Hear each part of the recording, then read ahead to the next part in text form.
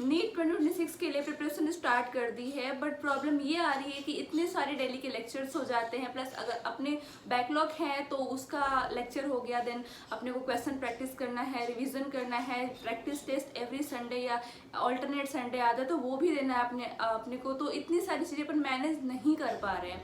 So hello everyone, this is Jyoti, welcome back to the channel. अगर आप भी इन सारे प्रॉब्लम्स को फेस कर रहे हो, ये वीडियो आपकी प्रॉब्लम का द एंड करेगी। सो इस वीडियो को एंड तक देखना है, जैसा आपको बता रही हूँ बिल्कुल वैसा ही फॉलो करना, एक दिन भी मिस मत करना। और डेली आपको कंसिस्टेंट रहना है, 10 से 12 घंटे, 12 से 14 घंटे, जितना आप इफेक्टिव स्टडी कर सकते हो उतना आपको करना है। अगर आप 10 घंटे इफेक्टिव स्टडी करते हो तो धीरे धीरे अपनी स्टडी आवर्स को इम्प्रूव करो एंड 14 आवर्स तक एटलीस्ट इफेक्टिव स्टडी करो। सो आज की वीडियो में अपन देखेंगे कि कैसे आप डेली के lectures, revision, question practice and practice test को मैनेज कर सकते हो, कैसे आप अपना डेली रूटीन बनाओ, वीकली शेड्यूल बनाओ। सो वीडियो को स्टार्ट करते हैं।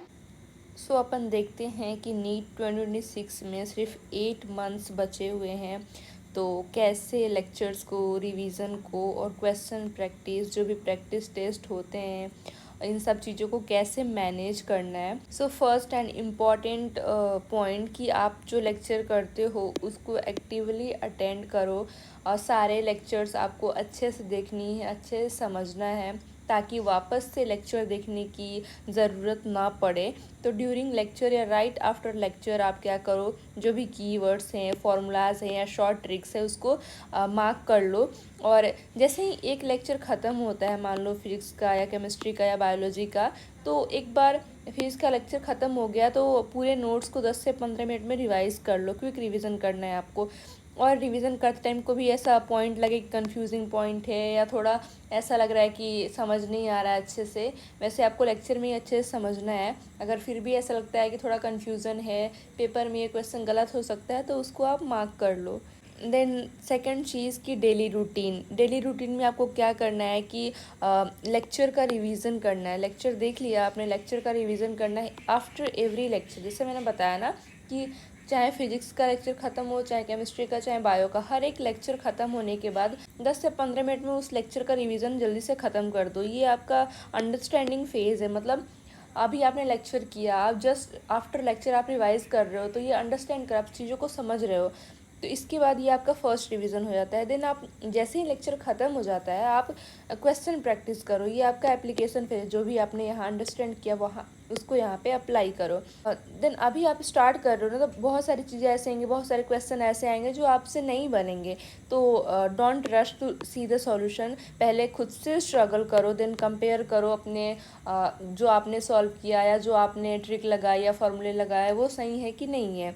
देन आपको डीपीपीज के 10 से 20 क्वेश्चन करने हैं। जैसे जो डीपीपीज आते हैं उसमें मैक्सिमम 20 क्वेश्चन लगभग रहते हैं, तो आप वो कर सकते हो। ये तो हमारा हो गया कि लेक्चर करना है। देन उसकी क्वेश्चन प्रैक्टिस कैसे करनी है कि आपने को क्वेश्चन नहीं बन रहा है तो पहले खुद से ट्राई करो, 1-2 बार ट्राई करो। फिर भी नहीं बनता है तो आप सॉल्यूशन देखो कि आपसे क्यों नहीं बन रहा है, आप क्या मिस्टेक कर रहे हो। डीपीपीज कर लो, उसमें क्वेश्चन ठीक ठाक रहते हैं कि आप एक दिन में तीनों सब्जेक्ट का क्वेश्चन कर पाओ।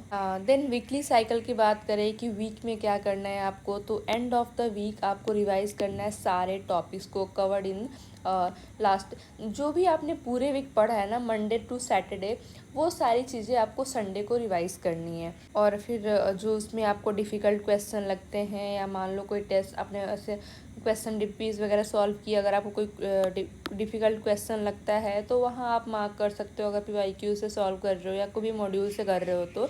लेकिन अगर आप नोट से कर रहे हो या कहीं कोई टेस्ट सीरीज़ दे रहे हो, प्रैक्टिस टेस्ट, उसमें कोई क्वेश्चन ऐसा लगा कि डिफ़िकल्ट है, तो उसको आप एक सेपरेट नोटबुक, या उसको हम मिस्टेक नोटबुक बोल सकते हैं, तो आप उसमें लिख सकते हो। मिस्टेक नोटबुक तो आपको बनानी ही है। उसमें आपको जो भी आप टेस्ट में मिस्टेक करोगे, जो भी क्वेश्चन या कॉन्सेप्चुअल हो या ऐसा लगे कि ये क्वेश्चन मेरे लिए थोड़ा टफ था, तो वो सारे क्वेश्चन या टॉपिक या जो भी पॉइंट्स है वो आप ऐड कर सकते हो अपने मिस्टेक नोटबुक में। और हर टेस्ट के बाद जब आप टेस्ट की एनालिसिस करोगे तो आप चेक करना कि कौन सा मिस्टेक हुआ है और क्यों हुआ है, तो उसके अकॉर्डिंग आप अपने मिस्टेक नोटबुक में लिख लेना। देन जो भी अपन रिवाइज कर रहे हैं तो उसको लॉन्ग टर्म रिवीजन कैसे करें, लॉन्ग टर्म तक चीज़ों को कैसे याद रखें। तो पहला रिवीजन मैंने बताया कि सेम डे आप कर रहे हो। तो लेक्चर ख़त्म होने के जस्ट बाद आप 10 से 15 मिनट में वो पूरा नोट्स रिवाइज कर लिया जो आपने इस दिन पढ़ा है, ठीक है। Then second revision after 1 week मैंने बताया था कि संडे को आपको एक वीक में क्या पढ़ा है वो रिवाइज करना है। तो आप एक तो आप फर्स्ट रिवीजन सेम डे कर लिया, सेकेंड रिवीजन आफ्टर 1 वीक कर लिया। देन थर्ड रिवीजन जो है ना, या तो चैप्टर कंप्लीट हो पूरा, जैसे कोई लिविंग वर्ल्ड चैप्टर स्टार्ट हुआ तो चैप्टर कंप्लीट होने के बाद या तो रिवाइज कर लो पूरा चैप्टर, या फिर 1 मंथ के बाद रिवाइज करो। ये आपका थर्ड रिवीजन हो गया। उसके बाद फोर्थ रिवीजन एक और आएगा कि जब आप एग्ज़ाम से पहले पढ़ते हो, या फोर्थ रिवीजन ही तो जितने एग्ज़ाम दोगे आप, हर छोटे छोटे टेस्ट, तो उसके लिए आपको रिवाइज लगेगा कि करना ही है। तो वो आपका एक क्विक रिवीजन हो जाएगा, जिसमें आप अगर फेज केमिस्ट्री की बात करें तो समरी नोट्स बनाइए, मतलब वही शॉर्ट नोट्स वगैरह, और मिस्टेक कॉपी में जो भी क्वेश्चन लिखे हैं। तो आपको हर टेस्ट के पहले आपकी मिस्टेक कॉपी तो पढ़ के ही जानी है। उसके अलावा आपको जो नोट्स या बुक पढ़नी है, एनसीईआरटी पढ़नी है, वो आप पढ़ो।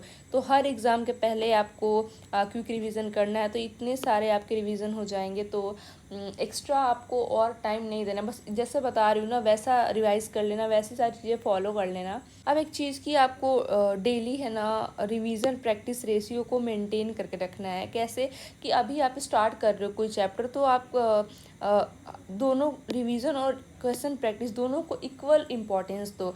जितना टाइम आप रिवाइज करने में चीज़ों को लगा रहे हो ना, या जितना आप रिवीजन कर रहे हो उतना ही आपको क्वेश्चन प्रैक्टिस भी करना है। ये तो हो गया अर्ली स्टेज, मतलब कि अभी आप स्टार्ट कर रहे हो। देन आपको बिफोर एग्ज़ाम क्या करना है कि अपना रिवीजन जो है वो कम करना है, क्वेश्चन प्रैक्टिस को बढ़ा देना है, क्योंकि इतने सारे अपने रिवीजन कर लिए हैं। अब बिफोर एग्ज़ाम आपको कम टाइम लगेगा रिवाइज करने में, मतलब रिवीजन को तो कम टाइम देना है, लेकिन क्वेश्चन प्रैक्टिस को ज़्यादा टाइम देना है। पर ऐसा नहीं है यहाँ पे कि आपको चीज़ें याद नहीं आएंगी यार, क्योंकि क्वेश्चन प्रैक्टिस जब अपन करते हैं तो अपना जो चैप्टर है उसी से फॉर्मूले या थ्योरी या कुछ की पॉइंट सब उसी में से तो आते हैं।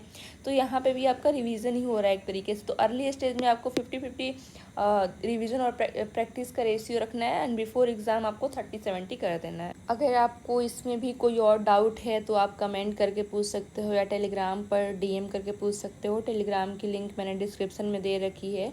देन जो आपको अगर डेली टाइम टेबल चाहिए रिवीजन और क्वेश्चन प्रैक्टिस के लिए, तो आप कमेंट में यस कर सकते हो कि आपको टाइम टेबल चाहिए। तो मैं नेक्स्ट वीडियो में डेली टाइम टेबल बना दूंगी for revision and question practice. Thank you.